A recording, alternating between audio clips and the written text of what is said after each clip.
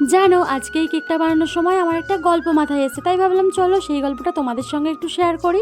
জানো আমাদের বাড়ির পাশে একটা বট গাছ আছে, আর ওই বট গাছে না অনেক মৌচাক হয়। মানে প্রত্যেক বছর ওই গাছটাতে কত মৌচাক হয় তোমাদেরকে কি বলবো, 4টে 5টা 6টা এরকম মৌচাক হয়।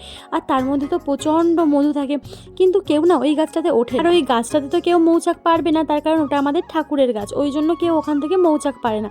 কিন্তু প্রত্যেক বছর না ওই মৌচাকগুলো অনেক বড় বড় হয়, আর ওগুলো ভেঙে ভেঙে না ওর পাশেই আমাদের বড় পুকুর আছে, পুকুরে পড়ে। দেখতে তো বেশ সুন্দর লাগে আর প্রচুর মধু। আমি না মধু খেতে সেরকম ভালোবাসি না, কিন্তু সুন্দরবনের মধুগুলো আমার ভালো লাগে।